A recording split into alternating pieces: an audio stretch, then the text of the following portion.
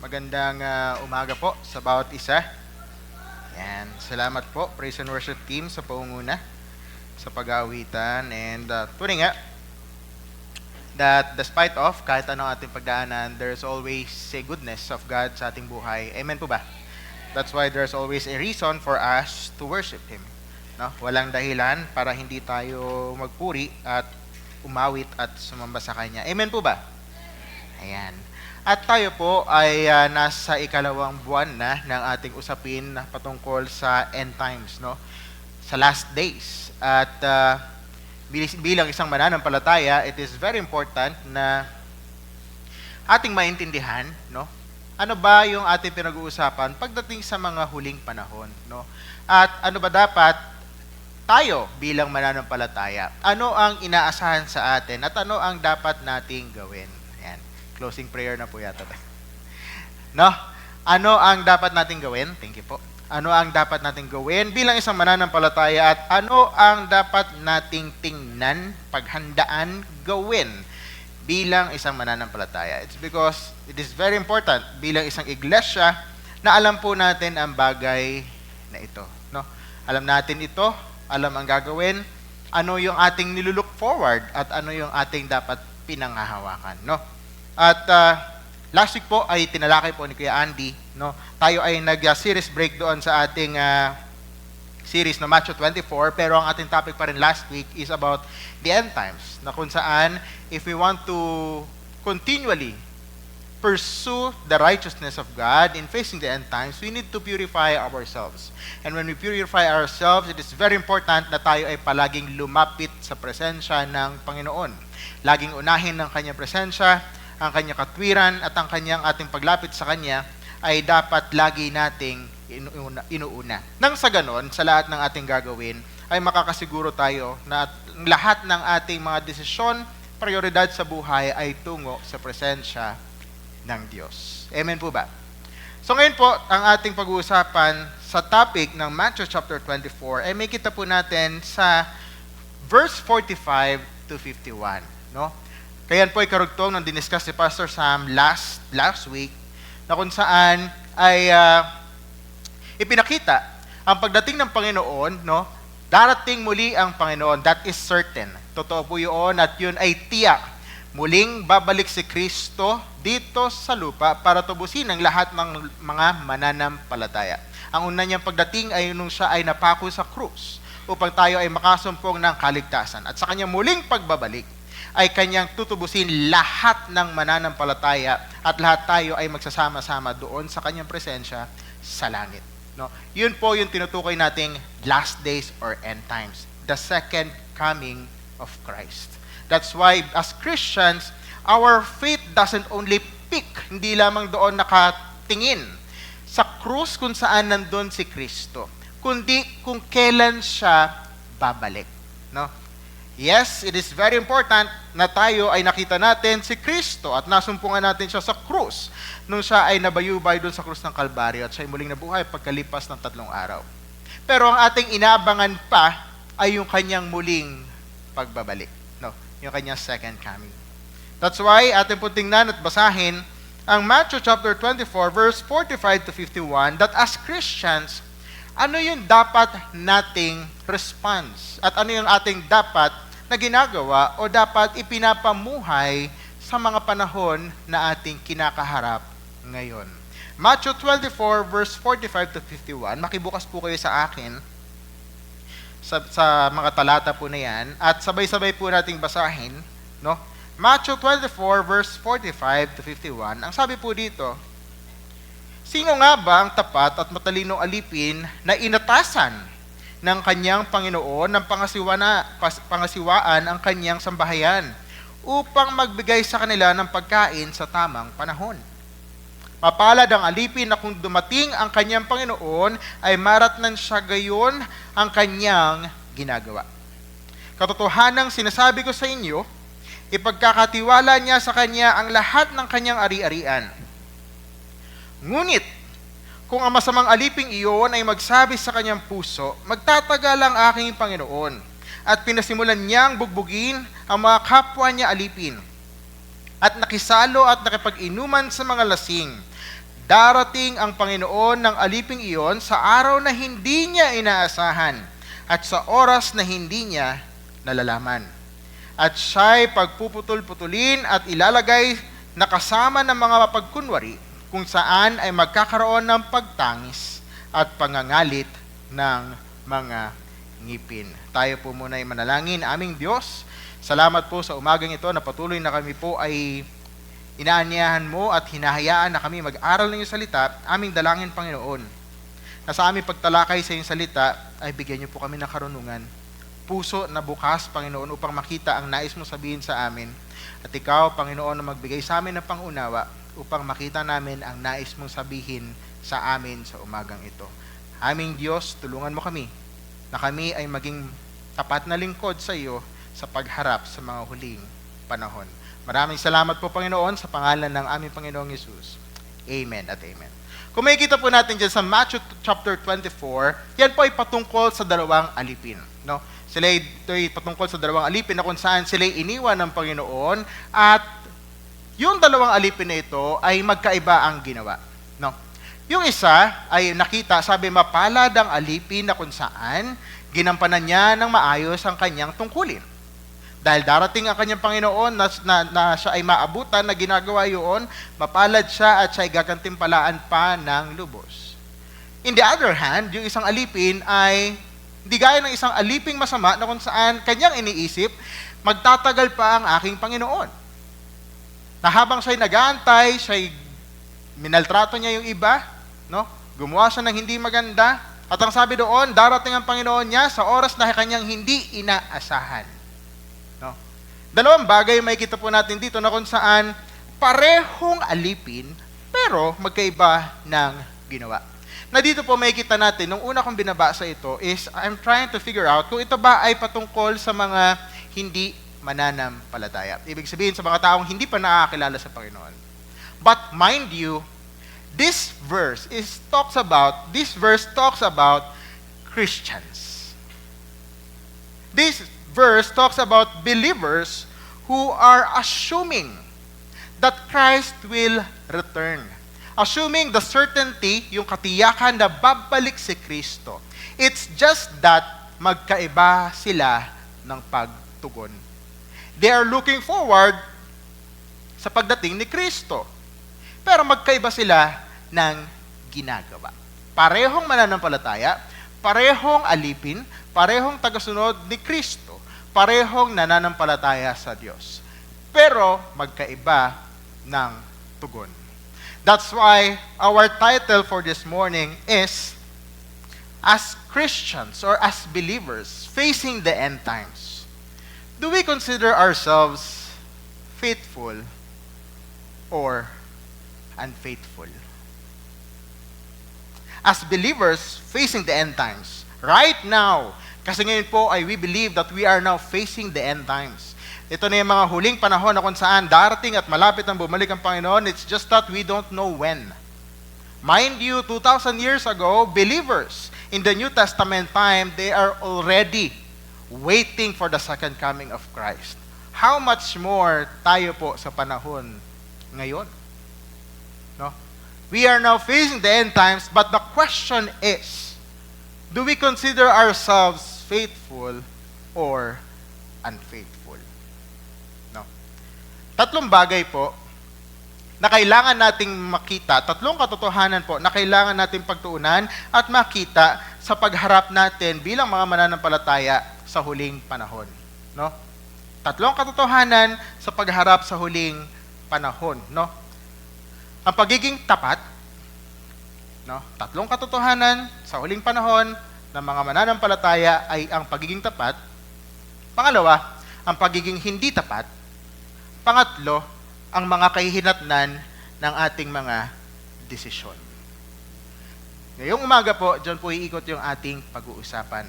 Being faithful, being unfaithful, and the consequences of our choices. No?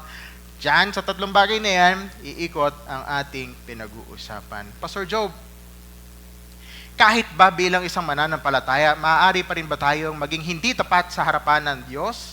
Mamaya pa pag-uusapan natin kung paano tayo sa panahon ngayon hindi nagiging tapat sa harapan ng Diyos. Sometimes being unfaithful doesn't mean that you are conscious that you are doing it unfaithfully. Sometimes unconsciously, we don't know na unfaithful na pala tayo sa Diyos. And that is the truth nowadays. And as a Christians, dapat po natin pag-usapan ang mga bagay na ito sa huling panahon. Ready na po ba tayo? 3 truths, no? 3 katotohanan na bilang isang mananampalataya na kailangan po nating harapin o pag-usapan sa pagharap sa mga huling panahon. Una po dyan, ang pagiging tapat. No?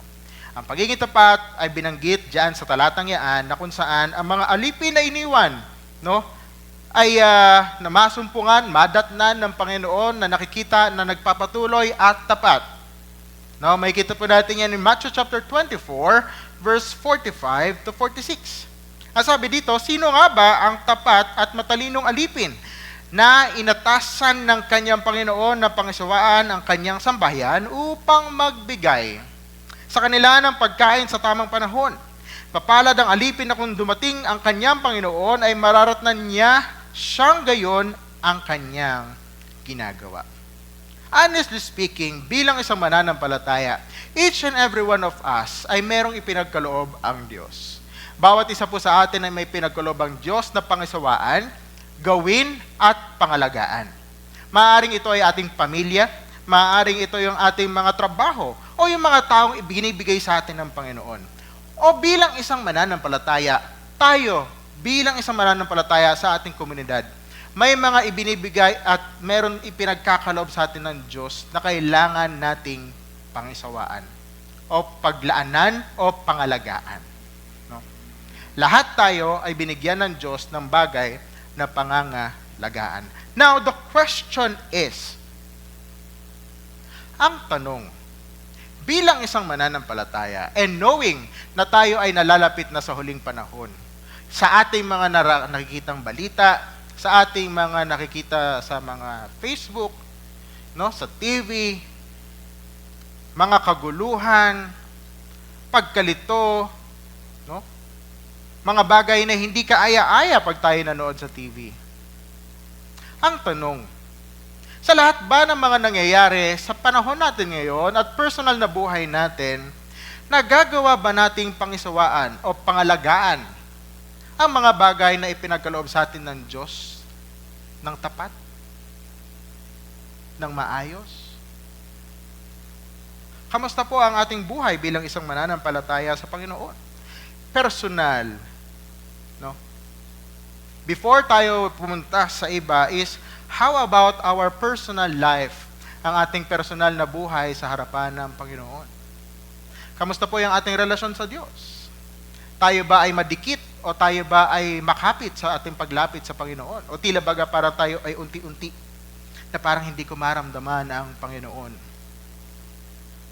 It is very important for us na tayo ay dapat mapaalalahanan na tayo ay isang alipin ng Panginoon na iniwan muna at certain, tiyak na babalik ang Diyos. Now, habang wala ang Panginoon, habang siya ay naghahanda o tinitingnan o binibigyan tayo ng oras sa kanyang muling pagbabalik, ang tanong, ano ang ating ginagawa? Ano ang ating pinaglalaanan ng pansin? No? Meron po tayong makita dito na bilang isang tapat, no? Being faithful is, may kita po natin dito, is first things first, is to be trustworthy to the calling. Maging tapat sa pagtawag sa atin ng Panginoon. Sabi diyan, sabi nga kanina sa verse na binasa po natin in Matthew 24 verse 45, sabi dito, sino nga ba ang tapat at matalinong alipin na inatasan ng kanyang Panginoon na pangasiwaan ang kanyang sambahayan upang magbigay sa kanila ng pagkain sa tamang panahon? Unang tinitingnan ng Panginoon dito is yung tapat at matalinong alipin. Pastor Job, ang hirap naman gawin na maging tapat kasi laging busy, ang daming ginagawa. Yes, lahat tayo ay may kanya-kanyang personal na ginagawa sa buhay. Lahat tayo ay may kanya-kanya ipinapagawa ang Panginoon. But the question is, sa lahat ng ating ginagawa, tayo ba ay nananatili na ating inuuna ang presensya ng Panginoon at tayo ba ay tapat sa mga ipinagkaloob ng Diyos na pangalagaan natin? Even, kahit po sabihin natin sa ating trabaho, sa ating pag-aaral, lahat po ng meron po tayo ngayon, yan ay ipinagkaloob ng Diyos sa atin para pangalagaan. The question is, doon po sa mga ibinibigay o ibinigay sa atin ng Panginoon,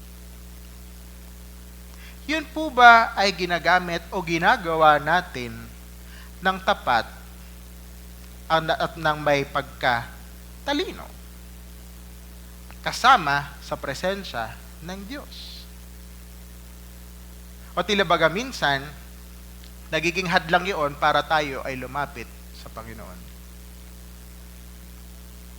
No? Sabi sa Ephesians chapter 4 verse 1 to 3, therefore, Paul is talking about here, si Paul ang nagsasalita dito, I, the prisoner of the Lord, implore you to walk. Kayo'y lumakad ng naayon sa pagkatawag sa inyo, no? Na siyang tumawag sa inyo ay tapat ng may buong pagpapakumbaba, no? Pagkahinahon, pagpapasensya, nagpapakita ng showing tolerance for one another sa pag-ibig, no? Na pinapanatili ang pagkakaisa sa spirito ng kapayapaan. As believers, it is very important for us to maintain our testimony at the same time our composure as a Christian. Despite of sa mga bagay na nangyayari sa panahon po natin ngayon, sa mga bagay na kaguluhan, pagkalito, sa mga bagay na nararanasan, napakahalaga na tayo bilang isang mananampalataya ay manatili sa ating pagkatawag sa Diyos. Manatili na kung saan tayo ay lumakad ng naaayon sa pagkatawag ng Diyos sa atin. The problem sometimes is kapag ang ating paligid ay nag-iiba ang galaw, nag-iiba ang takbo. Minsan tayo mga mananampalataya ay gumagaya sa takbo ng mundo.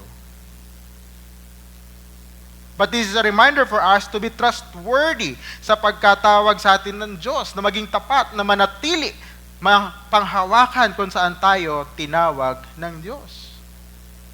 Na kahit ano ang ibigay sa atin ng mundo, kahit anong ibigay sa atin ng Panginoon, hindi ito magiging hadlang para ipagpalit natin ang Diyos doon sa mga bagay na Kanyang ibinibigay na biyaya sa atin.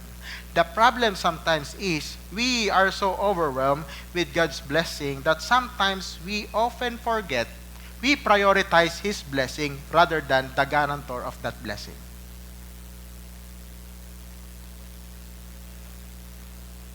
We often forget the giver of the blessing, and we pinagpapalit natin doon sa biyaya. No? That causes us sometimes to be unconsciously unfaithful to God. No? In Luke 16:10-13, nasabi po dito, siya na naging tapat sa mga maliliit na bagay ay siyang magiging tapat din sa mga malalaking bagay. No? At siya na hindi makatwiran sa mga maliliit na bagay ay hindi rin magiging makatwiran sa mga malalaking bagay. No? At ang sabi diyan ay sa dulo ay walang alipin na kaya maglingkod sa dalawang master o sa kanyang dalawang Panginoon, no? Na maaari niya kamuhian ng isa at ibigin ng isa. At hindi pwedeng ikaw ay maging tapat sa isa at ikaw ay magiging hindi tapat sa isa. Hindi mo pwedeng pagsabayin ang iyong paglilingkod sa Diyos at sa mga bagay sa mundo. Yes, material things is, alam mo yun, magagamit natin sa mundo. Walang masama, no? Walang masama for us to work, for us na para masuplayan, or for us to provide things sa mga tao sa paligid natin. But, kung ito ay yung mga nagiging sanhi para tayo ay hindi na lumapit sa Panginoon at kalimutan natin ang ating relasyon sa Panginoon, then that's the problem. Doon nagsisimula ang problema. Kapag nalilimutan natin ang Panginoon. Kaya nga napakahalaga dito na pinaalalahanan ni Pablo ang mga mananampalataya, pinaalalahanan ng ating Panginoon ang mga mananampalataya that you cannot serve two masters. You cannot be trustworthy to the calling na ibinigay sa iyo ng Panginoon if you're too busy to the material things of this world, no? Sa mga bagay sa mundo dito, hindi natin magagawa maging tapat sa harapan ng Panginoon kung tayo ay nakatingin doon sa mga bagay na ibinibigay ng mundo. O somehow, doon tayo nakatingin sa mga ibibigay ng Diyos. That's the problem sometimes. No? We are so faithful sa harapan ng Diyos when we pray, when we ask, and when the time comes, the blessing arrives. We unconsciously began to be unfaithful to God. Thinking na nagpapasalamat ako sa Panginoon kasi ginagampanan ko lahat ng bagay na ito. How about your time? Your relationship to God? No? Mamaya, mas pag-uusapan po natin yung bagay na yan. And sometimes, we often think that our spiritual life is okay if people surrounding us affirms us that we are faithful to God. That's why sometimes it is better for us to go to church. It's because we think na tayo minsan ay tapat sa harapan ng Diyos kung tayo ay kada linggo nagsisimba. Sometimes we seek for the approval of men that I am faithful to God. It's because people surrounding me is confirming that I am faithful. But ito yung sinabi ni Pablo in 1 Corinthians 4:24. Sabi niya dito, in this case, moreover, it is required of stewards that one be found trustworthy. But to me, it is a very small thing that I may be examined by you or by any human court. In fact, I do not even examine myself. For I am conscious of nothing against myself, yet I am not by this acquitted. But the one who examines me is the Lord. We often think na kung tayo ay laging nagsisimba is okay tayo. Yes, walang masama magsimba. Yes, walang sumama sa mga fellowship. It is very important. It helps us to strengthen our faith.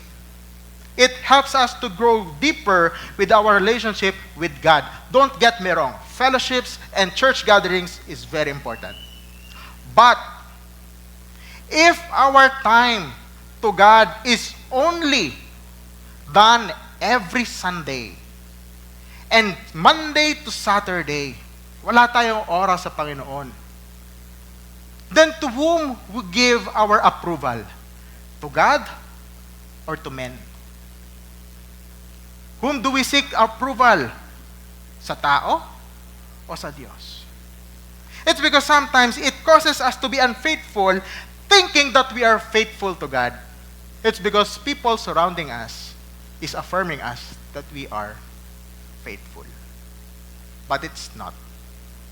Yes, people, brethren, our brethren to Christ is important. But let us pursue kung ano ang sasabihin sa atin ng Diyos harap-harapan. If you will ask God, Lord, how am I doing to you?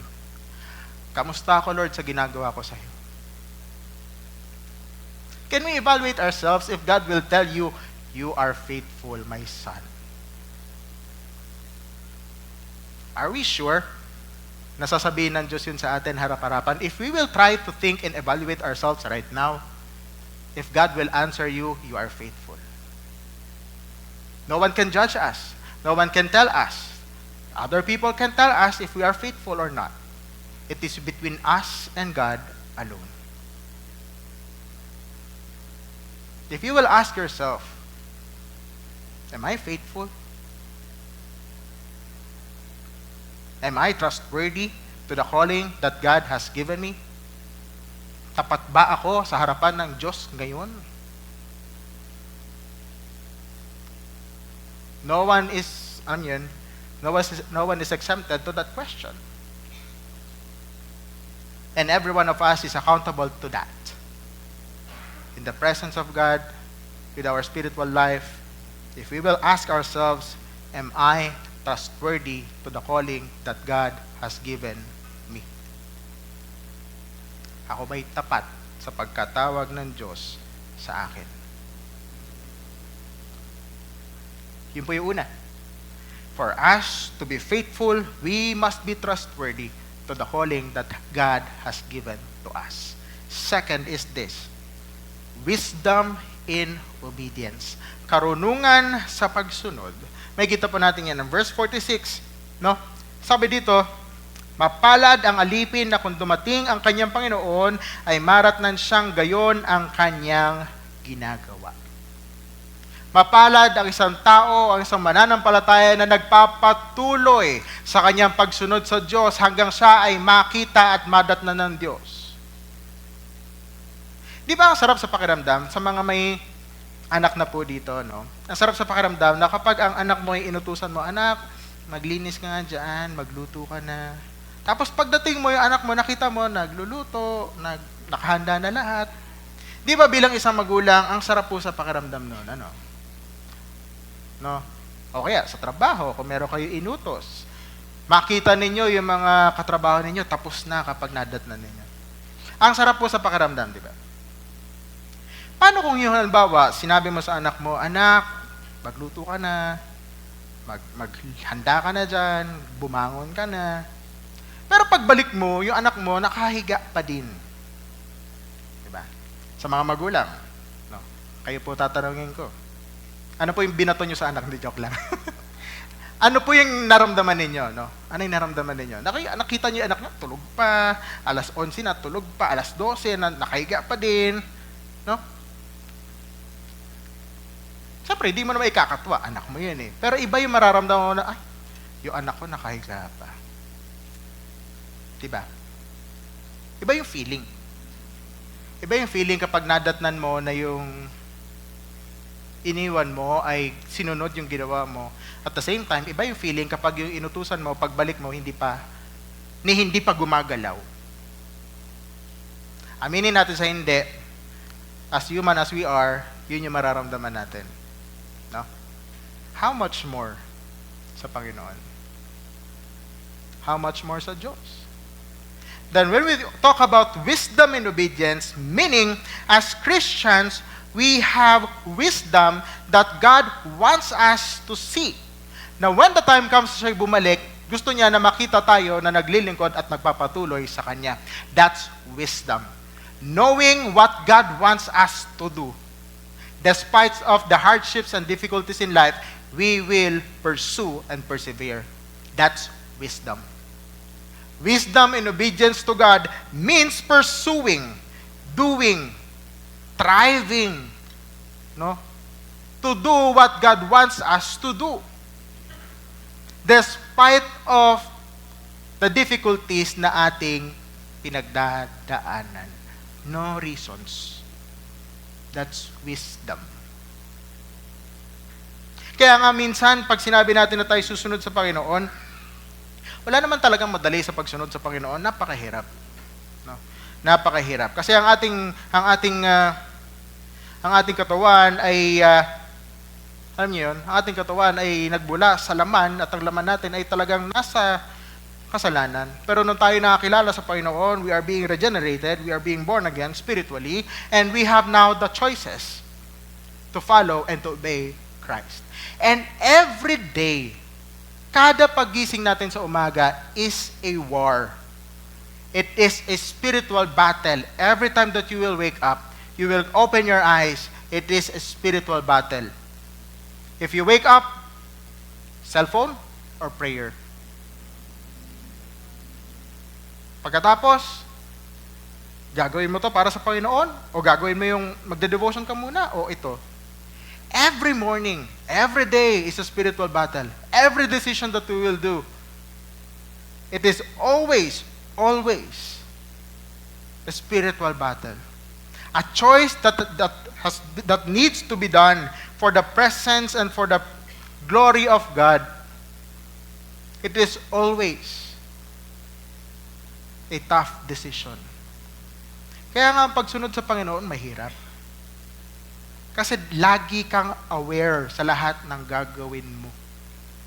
Kapag hindi ka aware sa ginagawa mo, then there's no striving at all towards the holiness of Christ. Kasi kung hindi mo nahihirapan yung hirap sa pagsunod sa Panginoon, then there's a problem. There's a problem. No? Kung hindi mo ramdam. In Matthew 7:24 to 25, sabi dito, "Therefore, everyone who hears these words of mine and acts on them may be compared to a wise man built his house on the rock." Ang isang taong nakapakinig daw ng salita ng Panginoon at namuhay, kumilos, nangayon dito ay parang isang taong matalino na nagtayo ng kanyang bahay sa isang bato. Dumaan man ang mga bagyo, trahedya, apoy, lahat, mananatiling nakatayo ang bahay na ito. Now, try to think of it. Ang isang taong mananampalataya nagpapatuloy kay Kristo ay nananatiling tapat at nananatiling nakatayo. Hindi dahil siya ay matibay. Hindi dahil siya ay patuloy na kumakapit sa Panginoon. Sometimes kasi we often forget na tayo yung kumakapit sa Panginoon. Lord, ang hirap naman kumapit sa iyo. Sometimes we think of tayo yung lumalapit sa Panginoon. But we were able to withstand all those struggles and difficulties and hardships, not because we were able to hold on to God, but because our foundation is firm. Matibay ang pundasyon ng ating tinatayuan. At yun yung dapat nating maintindihan for us to pursue at manatili sa pagsunod at magkaroon ng pangunawa sa ating pagsunod kay Kristo. Hindi tayo ang nagbibigay ng katibayan sa ating relasyon sa Diyos, kundi ang ginawa ni Kristo ang siyang nagbibigay ng tibay sa ating relasyon sa Kanya. That's why we need to pursue and to go on. Manatili, magpatuloy. Yes, may mga times na madadapa, may hirapan. Pero hindi dapat maging dahilan para hindi magpatuloy. Acts 20:28-30, ang sabi dito, "Be on guard for yourselves and for all the flock among with the Holy Spirit has made you overseers." Bilang mga mananampalataya na ginawa kayong mga taga-pangasiwa to shepherd the church of God which He purchased with His own blood. No, I know that after my departure, savage wolves will come among you, not sparing the flock, na hindi tinitira ang kawan ng Diyos. And from among your own selves, men will rise, speaking perverse things to draw away the disciples after them. The reminder is this: be always on guard. That is part of the wisdom in obedience to God. Laging maging handa. Sometimes the problem sa kawan is not outside. Hindi yung labas. Minsan sa kawan, hindi lahat ng tupa ay manggagaling sa labas ang problema. No? Minsan hindi problema ang lobo o yung wolf na pwedeng sumugod sa kawan ng Diyos. Minsan ang problema, merong kambing sa loob ng kawan ng Diyos. Nagpapanggap na mukhang tupa pero kambing. And someday, time will come, those people will arise. Every church has that. Lahat ay meron. It is not for us to distinguish who, no? Walang magtuturo, masama yun, no? But the problem is, there will be.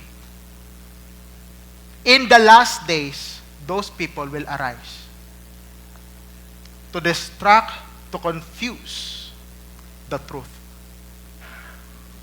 And as Christians, we must always be on guard. Be on guard not to protect. Not to protect yung kawan ng Diyos kasi trabaho ng Diyos yun. But to protect yourselves from holding on the truth.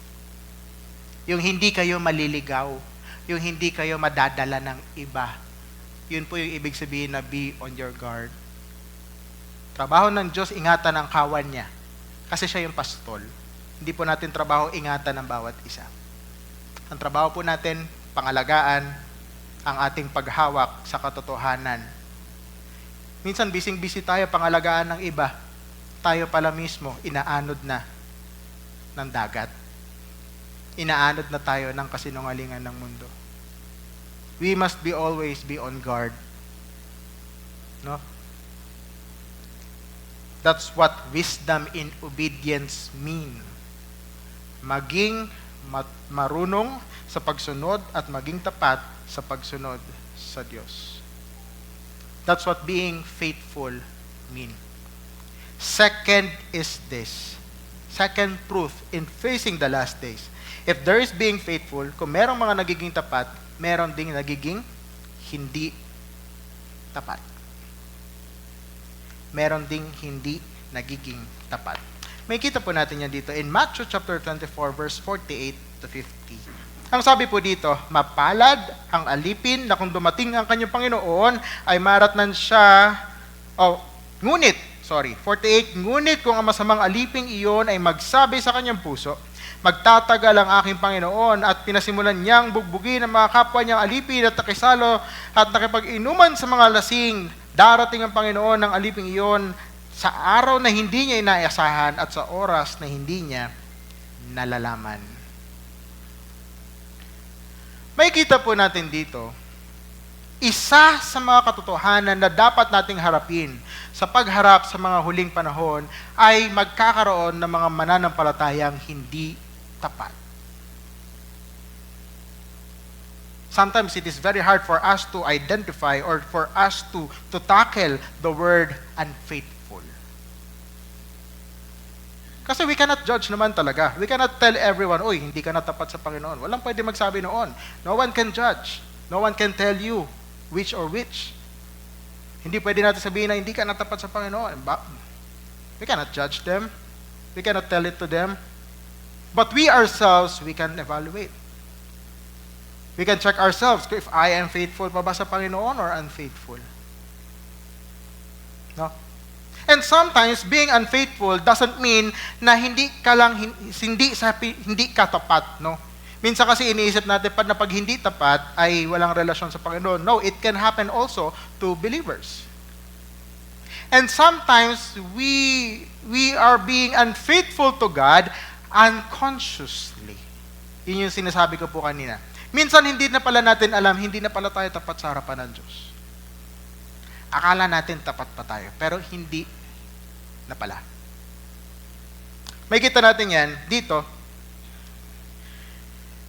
Sabi diyan, but if that evil slave says in his heart. Mind you, the phrase says in his heart. Ano sabi diyan? Ang aking Panginoon o magtatagal pa ang aking Panginoon. O yung pag-iisip na, matagal pa yan, di pa darating yun, saka na. Those phrases are the same with this phrase. Saka na ako maglilingkod. Saka na ako susunod. Saka na ako kikilos. Saka na ako magiging tapat. The same phrase na meron dito. It's because that phrase is a phrase not out of innocence, but a phrase out of negligence that God will come. It's just that we chose not to do it right now. It's because we think hindi pa naman. It is a decision of rejection. Rejection to God na hindi ka pa naman darating, Lord, di pa naman kita nararamdaman, saka na ako maglilingkod sa iyo. It is an act of rejection to the responsibility that God has given to us. Those phrases are the same of these phrases. A choice. But if that evil slave says in his heart, hindi pa naman darating. Saka na. Are the same with those reasons na saka na tayo maglilingkod sa Diyos. Nagsisimba, but unconsciously, we are unfaithful. We are trying, we are following God, and yet we are unfaithful to Him. What does being unfaithful mean? Being unfaithful means being unwise and complacent. Unwise means hindi nagiging matalino o hindi nagiging marunong sa pagsunod sa Panginoon, at complacent means nagiging kampante. Kampante kasi minsan isip natin, Kristiyano naman na ako. Ligtas naman na ako. Hindi na ako maglilingkod. O, saka na lang. Ako'y may pananampalataya naman na sa Panginoon. Saka na ako maglilingkod at susunod sa Kanya ng buo. Kasi yun naman ang mahalaga. Niligtas tayo ng Diyos, namatay siya sa krus. Saka na ako susunod sa Kanya. Mahalaga na tinanggap ko siya sa aking buhay. Walang masama sa kaligtasan na ibigay ng Diyos. That is the plan. That's why Jesus Christ died on the cross. But Jesus Christ doesn't want us to be complacent with the truth. It's because if God wants us to be complacent with the truth that He only died on the cross, di sana hindi niya na sinabi sa atin na darating siyang muli. The mere fact that God tells us that He will come again means that He wants us to be ready and for us to prepare ourselves for that second coming. The reason why He tells it to us is because He wants us to be prepared and ready. Not to be complacent, not to be unwise. No? Nakita natin yan dun sa una, kasi binanggit ko nga po kanina. No? Now, as a Christian, it is very unwise. No? If we think na, saka na lang. Saka na maglilingkod. Bagong mananampalataya lang naman ako eh. Hindi muna ako sasali dyan. Sila muna. Hindi ako marunong mag-pray. Hindi ako marunong ng ganito. Saka na. O kaya, matagal na ako dyan. Kayo naman. O lagi na lang ako. Kayo naman. No? Sometimes those things makes us unwise and complacent. Kampante. Sometimes we think, marami na ako nagawa, kayo naman. Sometimes ganun na nangyayari. And those things are the things that makes us unfaithful. Unconsciously, it makes us unfaithful to God. Not ready, complacent, unwise, no? Thinking that we have done enough to God. So those things makes us unfaithful. Sabi nga ng Romans 7:21-25, si Pablo mismo nagsabi dito that there is always a waging war within himself.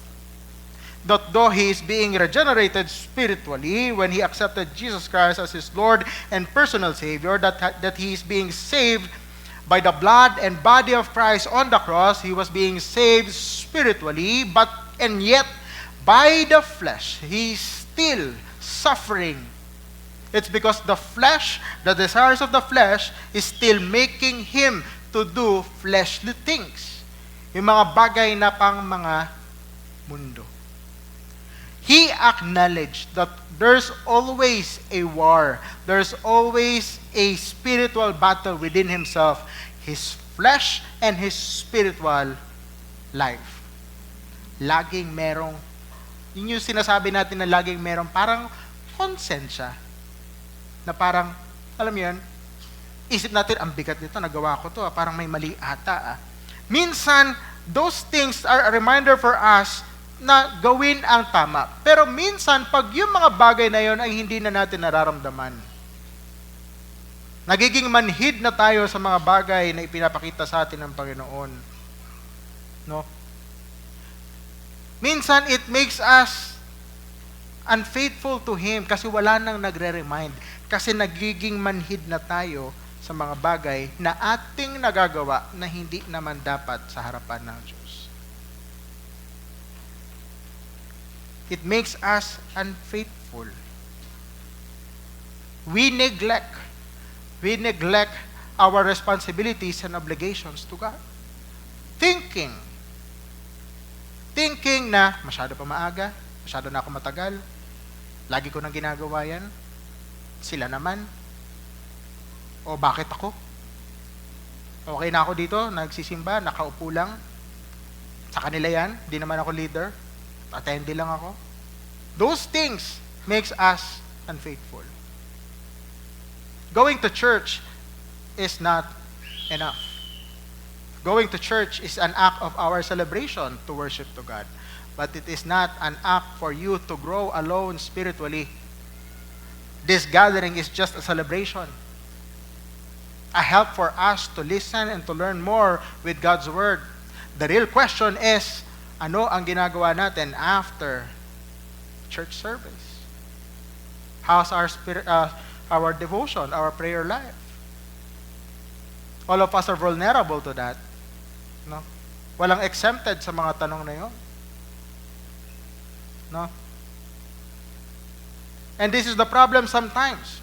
The problem is, kaya nga yung sabi ko kanina, yung pag-iisip o yung pagpili na saka na lang kasi hindi pa naman.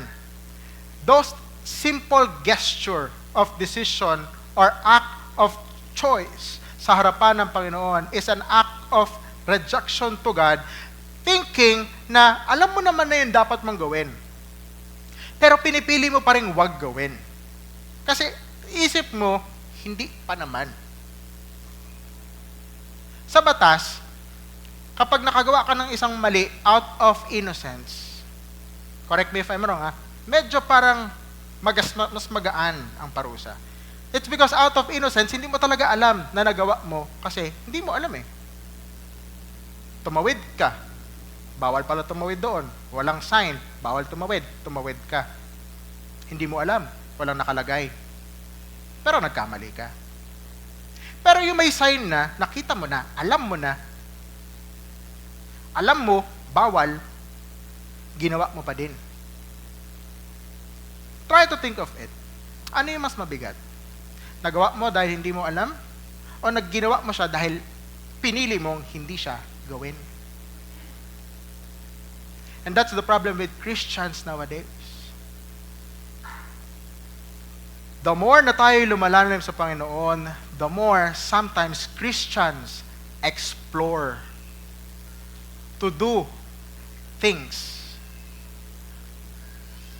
Pwede ito.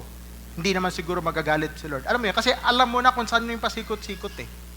Minsan lalaruin mo tuloy. That's the problem. In Romans 1:20-21, it talks about the unbelievers that they saw the goodness of God, they saw the glory of God, but they choose not to follow God, not to praise and give glory to God. They still follow their fleshly heart, the desires of their heart. It makes them foolish. It darkens their hearts. It leads them to their wicked decision. What we're talking about here is unbelievers. How about more to us Christians? Knowing what is right, but not choosing to do what is right. It makes us unfaithful. You know what to do, but you chose not to do it anyway. Proverbs 1:29-32, because they hated knowledge and did not choose the fear of the Lord, they would not accept my counsel, they spurn all my reproof, so they shall eat of the fruit of their own way and be satiated with their own devices. For the waywardness of knave will kill them, and the complacency of fools will destroy them.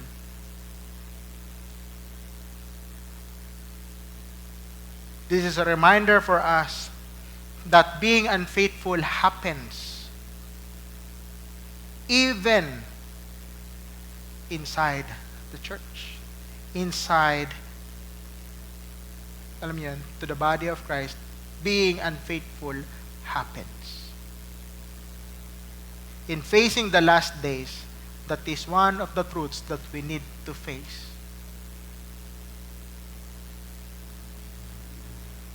No? If you will ask yourself, am I faithful? You will know the answer. You can check yourself. No one can tell you if you're faithful or not. But if you will ask yourself, am I faithful to God? If not, then hindi pa huli ang panahon. Unfaithfulness happens if we are being complacent and unwise with our decisions. Being unfaithful, not only being unwise and complacent, but also being unfaithful means being arrogant and unready. Sabi diyan, in verse 49 to 50, at pinasimulan niyang bugbugin ang mga kapwa niya alipin, at nakisalo at nakipag-inuman sa mga lasing. Darating ang Panginoon ng alipin, ng aliping iyon sa araw na hindi niya inasahan at sa oras na hindi niya nalalaman. Sometimes, believers, no? Nagiging arrogante tayo the more sometimes na kapag tayo ay mas lumalalim sa ating pagkakakilala sa Diyos. We often think that our knowledge and our growth with our Lord Jesus Christ gives us the edge to other Christians. That makes us sometimes to lead them with arrogance. Kapag yung ating pakikitungo sa iba ay tila baga wala ng compassion. Madali ka nang mainis. Nagiging magagalitin ka na sa loob ng church. Lagi na lang nakikita mo, mali. Bakit ganito? Bakit ganyan? Without correcting and without doing it with love, it makes us arrogant. It's because sometimes we think, ako kasi nakakaalam ng tama eh. Sila lagi na lang ganito. It makes us arrogant. Unknowingly, you are unfaithful to God. Always remember, the more that we grow deeper with our relationship with God, the more that we need to bow down. Tulad ng isang, anong tawag doon? Palay po ba yun? Tama? Bamboo, no? The more na siya ay tumataangkad, the more na siya ay yumuyuko. Ang Kristiyano dapat po ganun. The more we know Christ, the more we are going to be humble. And the more we are going to be humble, the more we are being compassionate to other people. To lead them towards to Christ. To be passionate in leading them to Christ. No? Hindi para sitahin sila ng sitahin. Hindi para tingnan ng mali. At para hindi palaging punain. Pero ikaw dapat, the more na kung ikaw ay lalong mas lumalalim sa Panginoon, the more na dapat tayo ay mas lalong nagiging madaling lapitan. Kapag ang mga kapwa mo mananampalataya iwas sa'yo, then you check yourself. There's something wrong. Hindi, kasi matagal na ako dito sa church eh. Kaya ayaw na nila lumapit sa akin. Then there's a problem. Hindi, kasi nagtuturo na ako, baka nahihiya lang sila sa akin. Then there's a problem. The more we grow deeper with Christ, the more that people should see Christ in us. The more na dapat mas madali tayong lapitan. Being arrogant means thinking that you are superior to others. That's arrogance. Kasi if we're trying to think of it, lahat po tayo ay basahan lamang na niligtas ng Diyos. Walang mas. Pantay-pantay. No? Kaya nga yung sabi dito, Romans 6:12 to 13, no? Therefore, do not let sin reign in your mortal body. No? Karugtong yan kanina na there's always a war inside us. As Christians, we are being regenerated spiritually, but our body is still in the flesh. That's why ang reminder ni Pablo, do not let your flesh be slave of sin, yet use your spiritual life to lead your flesh towards the glory of Christ. Use it as an instrument towards the righteousness of God. No? Use it as a tool of righteousness towards to God. No? Gamitin para makahikayat ng iba. Hindi para pahirapan ang iba, kundi para gamitin patungo kay Kristo. In James 4:16 to 17, but as it is, you boast in your arrogance. All such boasting is evil. Therefore, to one who knows the right thing to do and does not do it, to him it is a sin. Ito yung sinasabi ko po kanina na alam natin ang gagawin and yet sometimes we don't do it. It's because we have our own reasons. Ayoko. Sila na lang. Ayoko. Bakit ako sasama dyan? Tagal-tagal ko na. Hindi na ako para dyan. If you know the right thing what to do, if you don't do it, then it's still a sin. Hindi para ipamigay o ipaubaya sa iba. No, it is accountable to you. If you know that if God is giving it to you and you're accountable to it, then you must do it. Complacency is a sin. No? Complacency is a sin.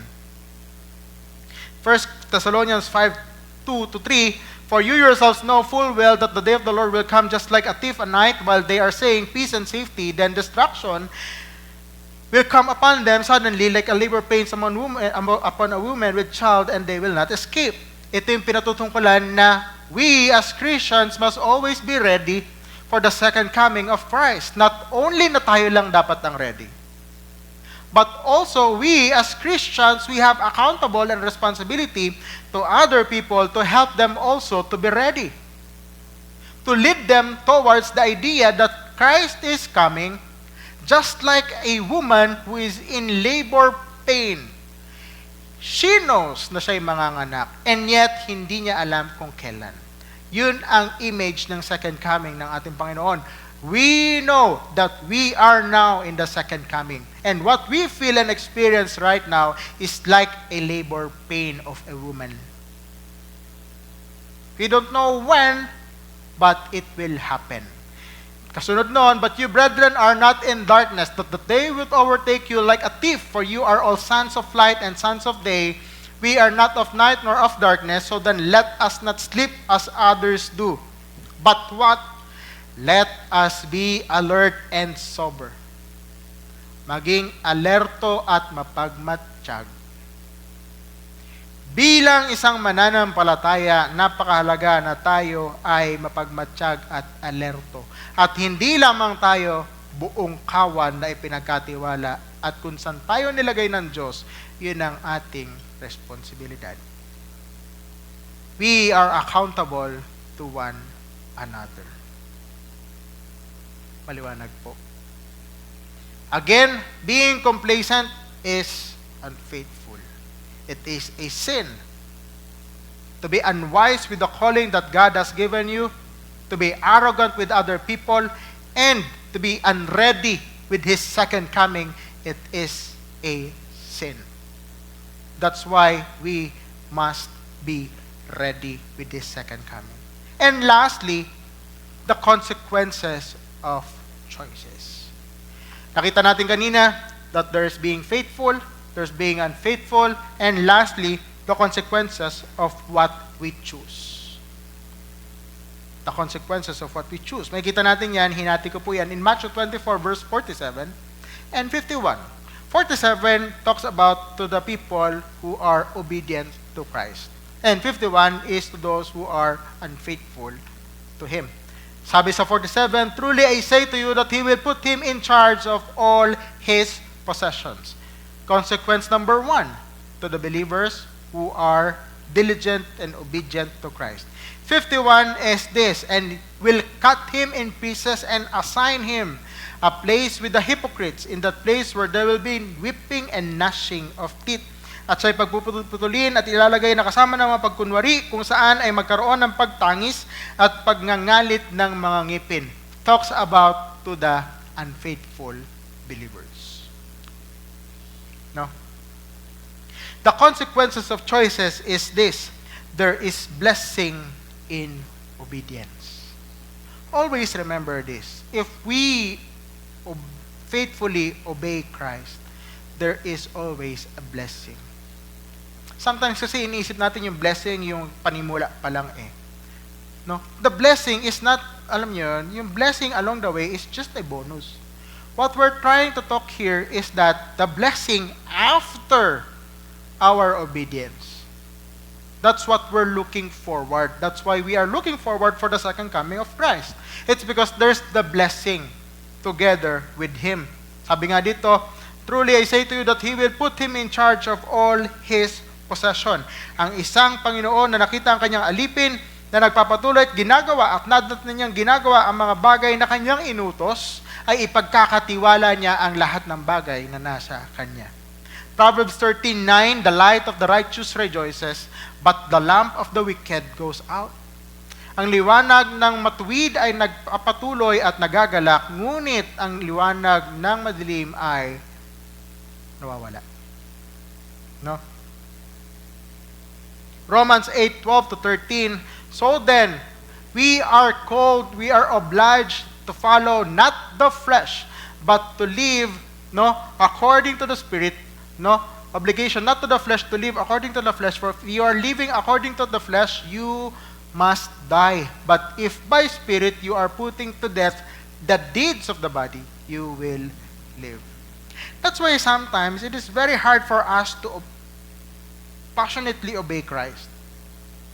Kasi sometimes we always choose to follow the desires of our flesh. No? Pagod, hindi na magde-devotion. Walang oras kasi puno ng trabaho, hindi na rin magpe-pray. Minsan pinipili natin yung ating mga sariling nais o yung ating katawan. Hindi natin pinupursige yung mga bagay na para sa Diyos. And yet, sometimes we ask God, Lord, bakit ang hirap sumunod sa iyo? Maybe the problem is hindi yung blessing ni Lord yung problema. The problem is how we follow, how we walk with Christ, the choices that we made. Most of the time, that's the problem. The calling of God, it will never be the problem. If God calls us, He will also enable us. The problem is the way we follow, the way we obey. No? And at the end of the day, I hope, and sana, sabihin sa atin ng Panginoon, Matthew 25:21, His master said to him, well done, good and faithful slave, you were faithful with few things. I will put you in charge of many things. Enter into the joy of your master. That's the goal of every believer. To glorify the master, to give glory to the master, to praise him, to worship him, and to be told by him that we are faithful and good to him. That's the end goal of our spiritual life, to be praised by him. That's why it is very important for us to be reminded to always think kung ano ang sasabihin ng Diyos pag ginawa ko ba to o pag ginawa ko to. Minsan kasi ang daling isipin kung anong sasabihin ng ibang tao. Nahihiya kasi ako kay ganito pag ginawa ko to, nakakahiya naman. Sige, sunod na lang ako. Na minsan, mas iniisip pa natin yung sasabihin ng ibang tao kesa sa sasabihin ng Diyos. as Christians, we must be firm to that. There's always a consequences of our choices.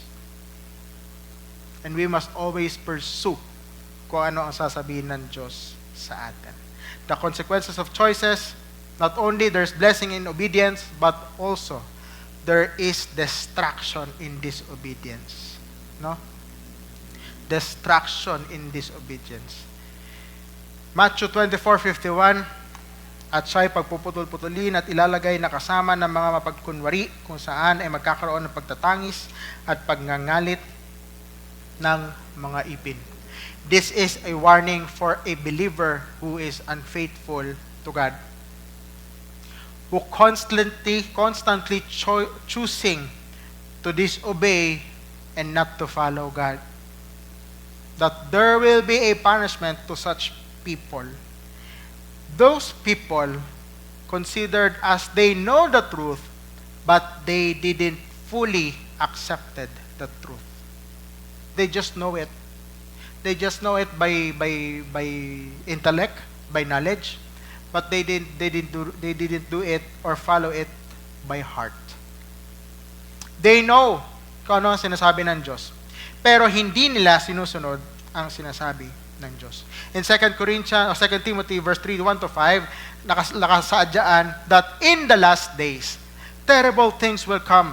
People will be lovers of themselves, lovers of money, boastful, mapagmataas, no, abusive, disobedient to parents, ungrateful, unholy, without love, unforgiving, slanderous, without self-control, brutal, not lovers of good, treacherous, rash, considered lovers of pleasure rather than lovers of God, having form of godliness but denying its power, have nothing to do with such people. These people are not people who is unbeliever. These people are people who clothe themselves pretending to be a sheep inside the flock of God. And yet these people will arise in the end times, will make confusion, destruction, and will lead the church towards unholiness. This kind of people will arise. I'm not telling inside our church, but the body of Christ. Such people will arise. These people are just pretending to be holy, and yet at the end times, their hearts will be revealed. At pag ang isang mananampalataya ay hindi matatag sa kanyang pagsunod sa Panginoon, ang mga mananampalataya na hindi buo sa harapan ng Diyos ay matatangay ng mga taong ito. Madadala, sasama sa agos, maliligaw. It will happen. And it will surely happen. It's because the coming or the second coming of Christ will happen. No? And when that time happens, when that time comes, He will send such people to the place of weeping and gnashing of teeth. Itong lugar na to ay hindi ito lugar na kung saan they are weeping and gnashing of teeth not because mainit. Kasi isip natin minsan, ito yung lugar na kung saan sobrang init, impyerno, dito yung mga tao na sobrang hirap na hirap. Not only that, this is a place wherein people is so angry, galit na galit sila. It's because they know the truth, but they didn't do it and follow it obediently. That's why there is gnashing. Pagngangalit ng ngipin, gigil na gigil. Kasi alam nila yung totoo, pero hindi nila ginawa. These people are not considered genuine Christians. They just know the truth. Pero wala si Kristo sa kanilang mga puso. That's why it is very important for us to be reminded. Those things will happen even inside the church. Akala natin yung mga nasa labas lang? No. In the end times, such things will arise. And we must be ready, and we must always be on guard when that time comes. It is a very big responsibility for us as a Christian to be ready when that time comes. Mas maganda pong pag-usapan yan under discipleship. Kaya kung may mga discipleship po kayo, sumama po kayo sa discipleship niya. Para matanong nyo kami mga pastor, no? Mas magandang pag-usapan po yan in the end times. No? 2 Peter 3:8-9, but do not let this one fact escape your notice, beloved, that with the Lord, one day is like 1,000 years, and 1,000 years like one day. The Lord is not slow about His promise, as some count slowness, but is patient toward you, not wishing for any to perish, but for all to come to repentance. Ang pagbabalik ng ating Panginoong Yesus ay hindi matagal. Kasi ang 1,000 araw sa Diyos ay parang 1 araw lang sa Kanya. It's just that we must be grateful. It's because God is still giving us ample of time for us to live towards His righteousness and for us to grow more deeply with Him. He gives us a lot of time for us to be sanctified and for us to grow deeper with Him. Kasi kung bigla siyang darating, for example, ngayon, kung bigla siyang dumating, can we say, masasabi ba natin sa ating sarili na tayo ay ready? O baka pag biglang dumating yung Lord, teka lang Lord, teka lang. We must be grateful. It's because God is still giving us ample of time to prepare. But it should not let us think na marami pa tayong oras. We must be ready every time, every minute, every second of our life. As Christians, we must be always ready and faithful to Him. 3 truths that Christians must acknowledge in facing end times is this. 3 katotohanan bilang isang mananampalataya sa pagharap sa mga nalalapit o sa huling panahon ay ang pagiging tapat. Yes, that's the goal, for us to be faithful. Pero it happens also that there is being unfaithful. If we think that we are unfaithful right now, then there's still a lot of time. There's still time for us to change it, to correct it, for us to be faithful. And always remember, your decision has consequences. Your choices, your decision matters. No? As Christians facing the last days, we will encounter difficulties and hardships that will lead to our spiritual battles. But may we be reminded about the truth that we receive from Christ, His life that was sacrificed on the cross that sets us free from the bondage of sin and leads us to His righteousness. Now, this is a question. As a Christian facing the end times, are you a faithful or unfaithful servant? Are you a faithful or unfaithful servant? May this be a reminder for us and a challenge for us to pursue righteousness in our lives. Let us pray. Panginoon, maraming salamat po sa umagang ito. Salamat po sa paalala mula sa iyong salita ng pagiging tapat at hindi tapat, Panginoon, ay nangyayari.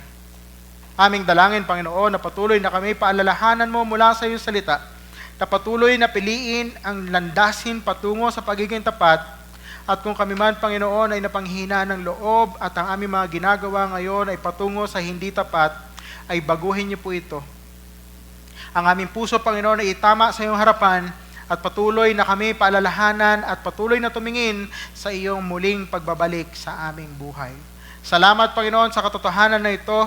At nawa ang iyong salita ay maging hamon sa amin upang kami ay patuloy na manangan at magtungo sa iyong presensya, sa iyong katwiran, at kami ay masumpungan mong tapat hanggang sa huling panahon at sa iyong muling pagbabalik. Maraming salamat, Panginoon, at ang lahat ng ito ay tanging sa iyo lamang. Papurit pa salamat sa pangalan ng aming Panginoong Yesus. Amen at amen.